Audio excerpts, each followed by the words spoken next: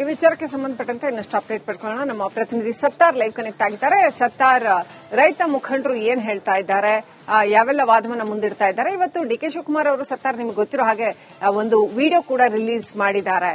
ಇಲ್ಲಿ ನಾವು ತರದ ಒಂದು ಸ್ಮಾರ್ಟ್ ಸಿಟಿಯನ್ನ ನಿರ್ಮಾಣ ಮಾಡ್ತೀವಿ ಅನ್ನೋಂಥದ್ದು. ಈ ಹಿಂದೆ ಕೂಡ ಡಿ ಕೆ ಶಿವಕುಮಾರ್ ಅವರು ನಾವು ಯಾವ ರೈತರನ್ನು ಒಕ್ಕಲೆಬ್ಸೋದಿಲ್ಲ ಅಂತ ಹೇಳಿದ್ದಾರೆ. ಸೊ ಇದು ಒಂದು ಸಂಪೂರ್ಣ ರಾಜಕೀಯ ಸ್ವರೂಪದ ಪ್ರತಿಭಟನೆ ಅಂತಲೇ ಹೇಳಿಕೊಳ್ಳಲಾಗ್ತಾ ಇದೆ. ಆದ್ರೆ ಇದಕ್ಕೆ ರೈತರು ಯಾವ ರೀತಿಯಲ್ಲಿ, ಅಲ್ಲಿ ಬಿಡದಿಯ ರೈತರು ಯಾವ ರೀತಿಯಲ್ಲಿ ರಿಯಾಕ್ಟ್ ಮಾಡ್ತಾ ಇದ್ದಾರೆ? ಸತ್ತಾರ್,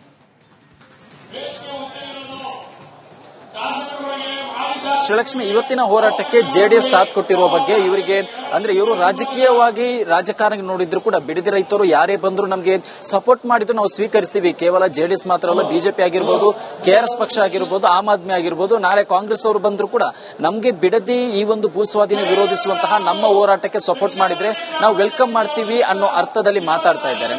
ಇನ್ನು ಇವತ್ತಿನ ಹೋರಾಟಕ್ಕೆ ಇನ್ನು ಕೆಲವೇ ಕ್ಷಣದಲ್ಲಿ ಮಾಜಿ ಸಿಎಂ ಹಾಗೂ ಹಾಲಿ ಕೇಂದ್ರ ಸಚಿವರಾಗಿರುವಂತಹ ಕುಮಾರಸ್ವಾಮಿ ಅವರು ಕೂಡ ಆಗಮಿಸುತ್ತಾರೆ. ಕುಮಾರಸ್ವಾಮಿ ಅವರನ್ನು ವಿಭಿನ್ನವಾಗಿ ವೆಲ್ಕಮ್ ಮಾಡಲು ರೈತರು ಕೂಡ ಪ್ಲಾನ್ ಮಾಡಿಕೊಂಡಿದ್ದಾರೆ. ಇದಕ್ಕೆ ಕುಮಾರಸ್ವಾಮಿ ಅವರು ಎಷ್ಟರ ಮಟ್ಟಿಗೆ ಸಹಕರಿಸ್ತಾರೆ ಅನ್ನೋದನ್ನು ಕಾದು ನೋಡಬೇಕಾಗಿದೆ. ಯಾಕಂದ್ರೆ ಎತ್ತಿನ ಬಂಡಿಯಲ್ಲಿ ಅವರನ್ನು ಬೈರಮಂಗಲದ ಧರಣಿ ಸ್ಥಳಕ್ಕೆ ವೆಲ್ಕಮ್ ಮಾಡಲು ಕೂಡ ಈಗಾಗಲೇ ಎತ್ತಿನ ಬಂಡಿ ಕೂಡ ರೆಡಿ ಆಗಿದೆ. ಆ ಒಂದು ಎತ್ತಿನ ಬಂಡಿಯಲ್ಲಿ ಕುಮಾರಸ್ವಾಮಿ ಅವರನ್ನು ಈ ಒಂದು ಘಟನಾ ಸ್ಥಳಕ್ಕೆ ಅಂದ್ರೆ ಧರಣಿ ಸ್ಥಳ ಅಂದ್ರೆ ಸರಿಸುಮಾರು 500 ದಿನಗಳಿಂದ ಹೋರಾಟ ಮಾಡುತ್ತಿರುವಂತಹ ಧರಣಿ ಸ್ಥಳಕ್ಕೆ ಅವರನ್ನು ಕರೆತರಲು.